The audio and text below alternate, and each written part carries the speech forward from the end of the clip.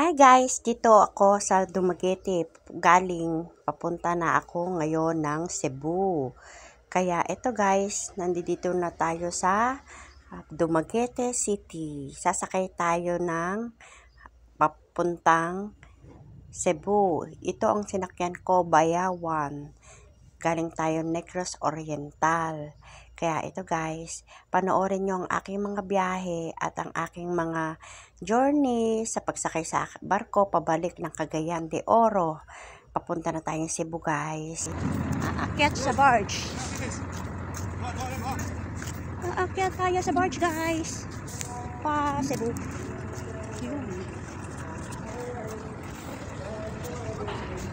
Sana maganda ang panahon. Dito. Sakay tayo ng barge guys. Hi. Balik tayo ng Cebu. Yan. Bato Twin 1. Nasa barka na tayo guys. Kaya mag-fly muna tayo kay Santo Niño. Ang bilis naman. Nakadaang agad. Sa Cebu guys.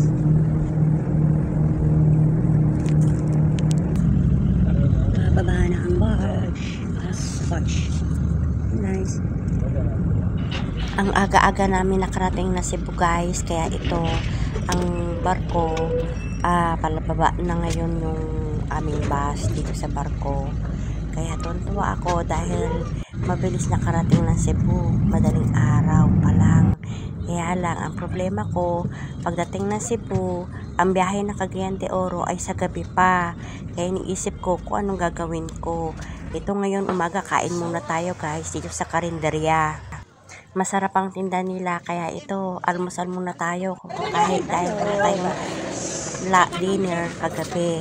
Ito ang Hi guys, simbahan. tayo ngayon sa Simba muna moment Cebu. tayo guys. Maaga pa, medyo maghapon tayong mag-iikot ngayon sa Cebu kasi ito yung time na hindi pa tayo makakaalis ng Cebu dahil gabi pa ang biyahe ng Cagayan de Oro. Dito tayo sa harapan ng katedral.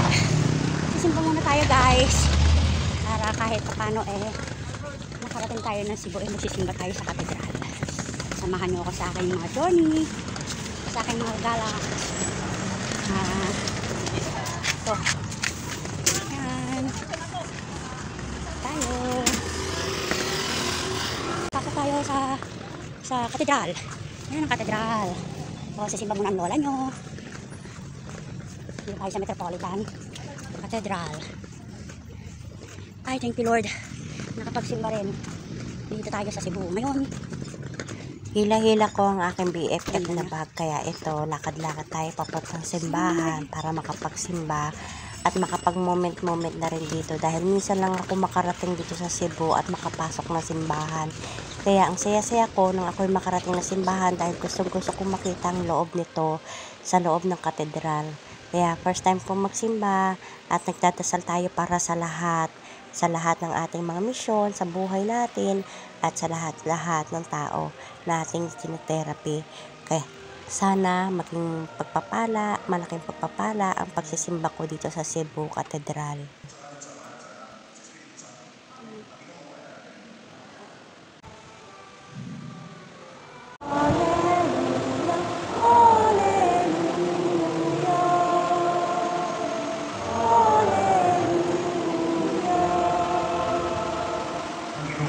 After ng misa guys, ito mag-selfie moment muna ako dito sa loob ng simbahan dahil minsan lang makapunta ang lola nyo kaya hindi ko sinasayang ang moment ko ngayon.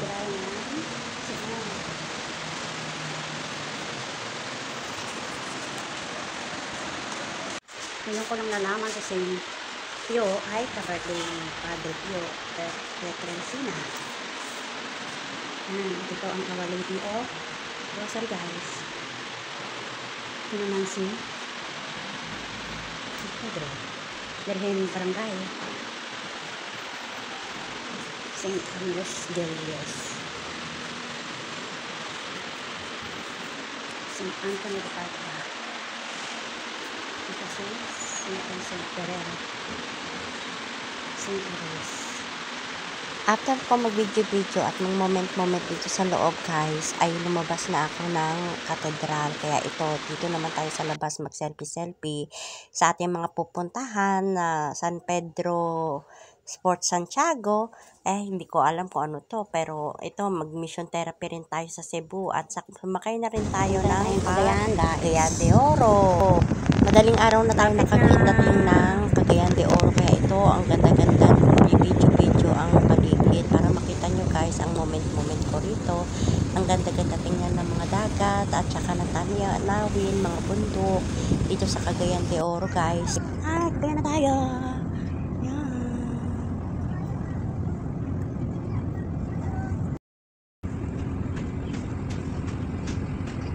Lapit na tayong bumaba. Hindi na sa Cagayan de Oro.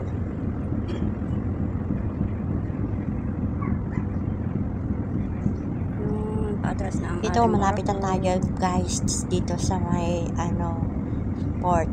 Kaya mag-selfie moment muna tayo habang nasa sa barko tayo dahil minsan lang ito natin ma-enjoy.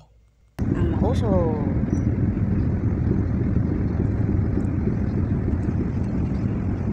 Lapit na tayo bumaba guys.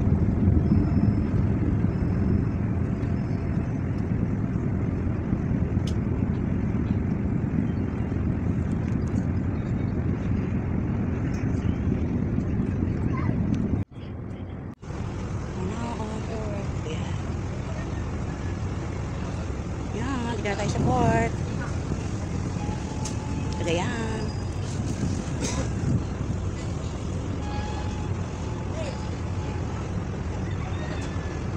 Pababa na tayo ng barko guys. Kaya ito, selfie moment muna. Morning guys. Dito na tayo sa port of Cagayan de Oro. Yan, galing tayo Cebu. Ngayon, Cagayan na tayo. Tapos pa Davao. Thank you Lord. Nakatapos din ang biyahe natin sa Bisaya.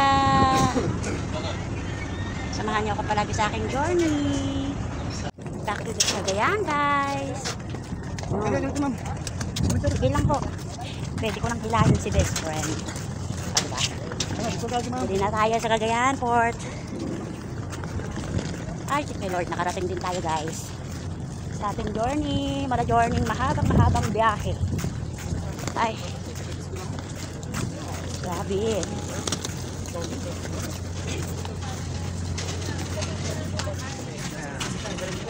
So, nasa 6 o'clock na rito ngayon. At nakatulog naman ang lola nyo, kaya lang daw ay bags. Nalaglag na. Yung ating tapal-tapal sa ating paa. Kahit masakit ang paa natin, okay lang yun. Nagawa natin ang ating mga lakarin at ang ating mission therapy. Lord. Palabas na tayo ngayon ng port ng Cagayan de Oro. At diretso na rin ako doon sa aking pinsan. Ayan guys, from the port ng Cagayan de Oro.